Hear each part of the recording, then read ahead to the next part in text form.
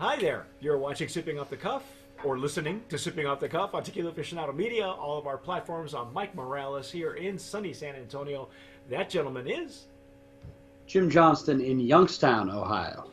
Jim, and I have been falling all over ourselves in love with El Nacimiento tequila. This is the official tequila of the bicentennial, the Illinois bicentennial. Not sure how that happened, but pretty glad it did. I mean, you know, that Blanco and Reposado is nothing to sneeze at. I know it sounds gitchy. I know it sounds gimmicky. I mean, you know, you can see their insignia on the label here, on the shrink wrap. That's the state of Illinois, the bicentennial. But hey, you know what? Hey, it's great. I told Jim maybe what needs to happen is Ohio needs an official tequila of the Rock and Roll Hall of Fame or something. I don't know, you know. I think that would be Cabo just right off the bat because of the inside influence that would come through on that. Yeah, or even Cuervo, just, you know. The Rolling Stones story, Rolling yeah. Stones. See, you're the only guy I know who I can throw stuff at like that, and you'll get it, because everybody else is like, who, what? Well, long story. If you know your tequila history, the Rolling Stones were one of the first brands, one of the first bands to actually have a tequila sponsor their tour. And I'm not even sure if it was a sponsorship where they said, "Hey, we love your stuff so much, we'll just bring it. Just give us pallets." They just brought it. I think they just brought it with them. Yeah, and Cuervo, I think last year did a lot of celebration of. Will you cut it out? That was my dog. I'm sorry. Interestingly enough, some friends of mine were handling the last time the Stones were in Pittsburgh, Pennsylvania. Had to handle some of the rider stuff on their contract. You'll be interested to find out that the Stones require the hotel bar to stay open all night long. Wow. It is required. Wow. Who of them can stay up all night long these days anymore? I don't think it's Charlie Watt, but I think Keith never goes to sleep. Or maybe he sleeps during the day. I have no idea. I thought he's dead. I thought he's just a zombie now, isn't he? No, Keith can't be killed by conventional weapons. he's like the Chuck Norris of rock and roll bands, right?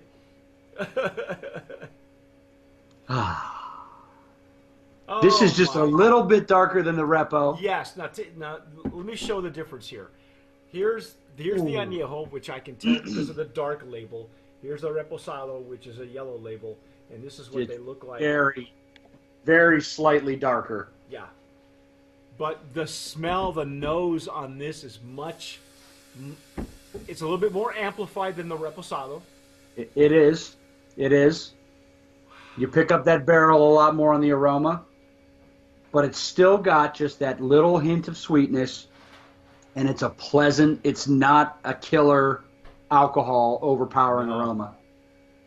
Now, both Jim and I are using our Glencairns for this. Beautiful legs and tears, as you can see. It just the appearance throughout the expressions have been gorgeous. Yeah. I mean, these are not moving. They're just hanging out. Yeah, it's just some beautiful legs and tears. This is such a pretty tequila, man. Yeah, it really is. Oh, what a beautiful smell! Baking spices.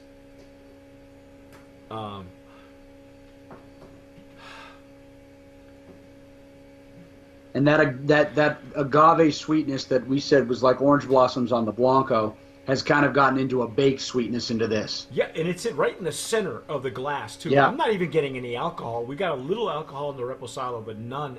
I'm not getting any in the Anejo.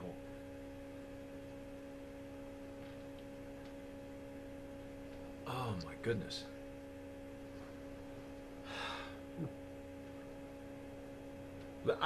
Let me read to you what the brochure says of the Anejo, okay? And again, we have limited information. We know that they say they use traditional methods, and these are stone oven baked agave and grown in the hills just near Arandas, and they're using strict organic agave growing protocols, which means it's as close to certified organic as it'll get without having the seal on it. This is, it's double distilled and aged to perfection in American oak barrels. Doesn't even tell me how long. See, and again, very limited information as to how long it's being rested. We know that the reposado is between 4 to 6 months. The añejo could be anywhere from, I would say it's probably not more than a year. It's not picked up enough color even to make me feel like it's, yeah.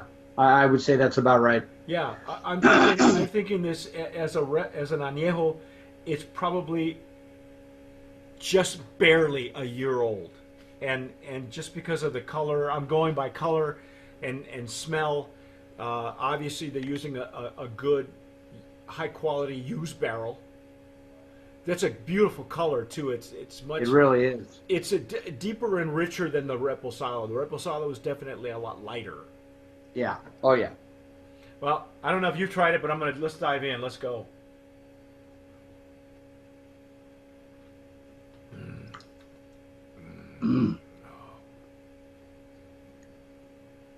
Wow. The anise is much stronger. And with more of the baking spice, but it's almost got like a cinnamon sugar note with the sweetness because you get that spice. But this has the same mouthfeel as the Blanco. It's chewy. It's nice and But chewy, and it's not like chewing the 2x4. That's not what we mean. no. Yeah. No, but it takes up space, and it is nice and oh, wow. This is a Wow. substantial tequila. You know, the thing we It talked really about is. that the nose was very subtle and floral. You know, like an orange blossom. But the flavor profile was really substantial, and I think I mentioned that with you on the Blanco, that it was chewy. The nose belies the taste. Yeah. It doesn't prepare you for the kind of complexity that comes through on it.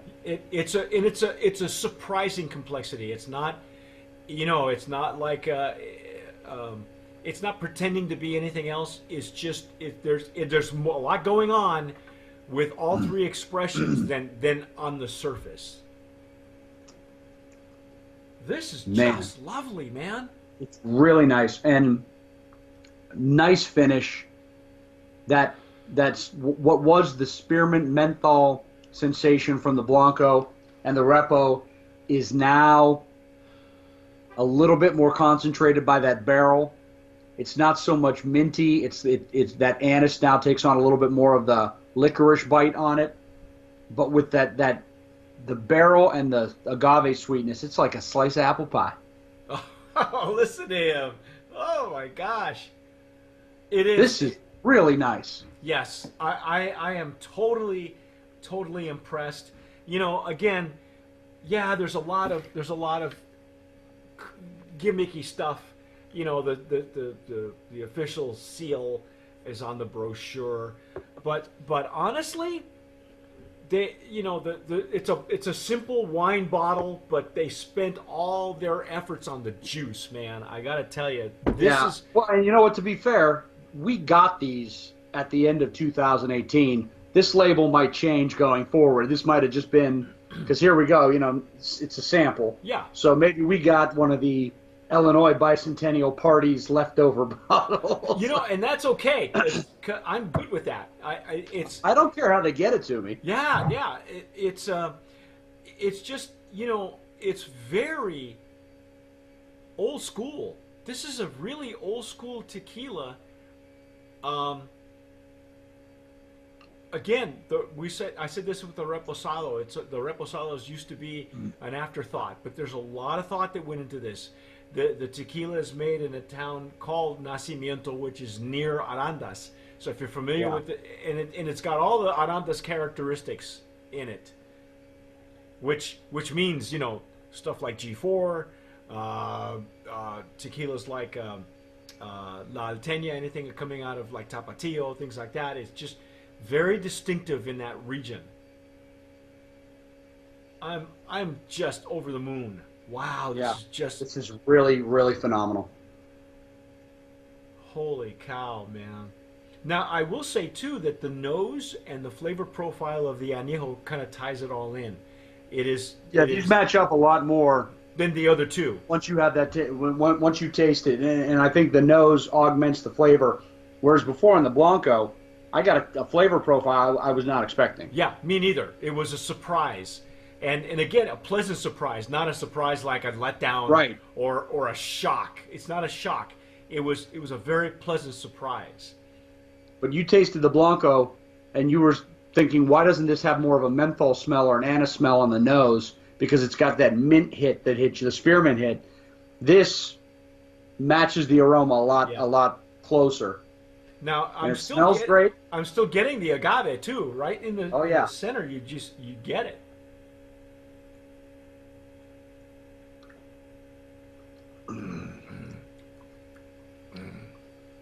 Oh wow. That anise on the retronasal is beautiful. That is really pronounced. Holy cow! What do you think? Brand Promise nominee? yeah, Yeah. yeah. Duh. He just duh me. Well, it's like you said off camera. I don't think they're gonna miss on the Anejo if they did so well with the first two, but No. and they did. I wish again. I wish we knew more about the ins and outs, like how long it's being rested, especially the añejo. It doesn't taste like a blend. It doesn't. It's probably just barely over a year old, and to Right. get this kind of character, and with tequilas like this, especially the guys, the ones who are growing their own agave and making their own tequila.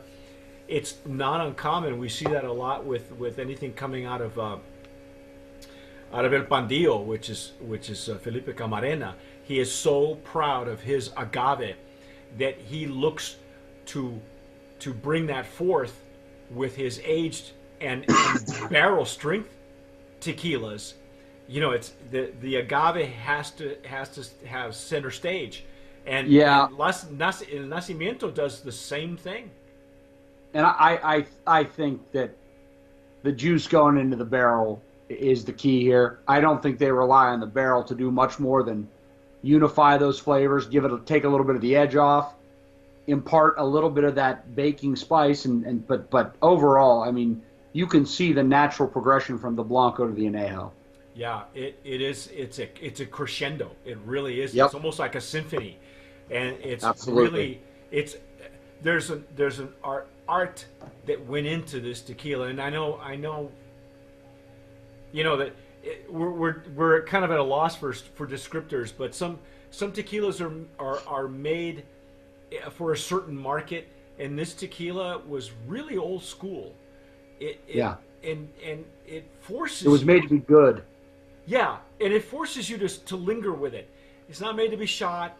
Yes, you can add it to any cocktail. Chances are it'll shine. Tequilas from Arandas have a tendency to really mix well with Yeah. cocktails. But I gotta tell you, man, like you said, an orange peel and call it good. Yeah, just sip it. Yeah, get a little. Yeah, Now, really, really nice. Do you think it's strong enough to hold up to a cigar? Oh, I think the Anejo is. Yeah.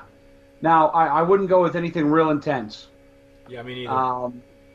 But I would even say like a Connecticut wrapper with this would be really There you nice. go. Yeah, I agree. It would have to pair nicely if you went too dark or too maduro, or Yeah. you could mess up the whole pairing unless that's what you're going for. But the character that comes through on it just shines. This is wow, man. I haven't had tequilas like this in a long time. Especially done in this old school style way. They are, what we know for sure is they're using brick ovens, and we know for sure that the family has been growing agave for several generations. So, wow, Brand of Promise nominee in the Anejo category, very well Absolutely. deserved. This is, you know what? If you had to choose an official tequila of the bicentennial of Illinois, you couldn't They have done gotten any good. better. Yeah, Yeah. couldn't gotten any better. Congratulations to El Nacimiento, and the company that imports them is Borders Imports with a Z on both of those. This is an 80 proof, 40 ABV tequila, but wow, if you can get it outside of Illinois, Get it. get it. Get And it. yeah, I have no idea what price points are. I don't know where they're at, or where even in Illinois where you can get it. I'd imagine places like Binny's, you might be able to get it. I'm not sure which restaurants would carry it, but it is well worth taking a look at. That's our take on El Nacimiento Tequila, the official tequila of the Illinois Bicentennial. I love that. That is so cool. Maybe the Historical Society carries it. You know, They might have bottles of it up on the they shelf. might have bottles on. Yeah, I'm saying that I think every state should have its own official tequila. Can you imagine what that kind of dogfight would be? Oh, Geez, places like New York, New Jersey, L.A., all those places that would die to have an official tequila. Anyway, that's our take. I'm Mike Morales here in San Antonio. That gentleman out there is Jim Johnston in Youngstown, Ohio. You have been watching and listening to Sipping Off the Cuff on Tequila Aficionado Media on all of our channels. If you are listening to us on Spotify, don't forget to download your podcast anywhere where you get podcasts, not just Spotify. And if you're watching us on YouTube or Facebook, don't forget to subscribe. Hit the red button right there. And only if you're willing to commit. Otherwise, hey, commit to tomar sabiamente. Sip wisely.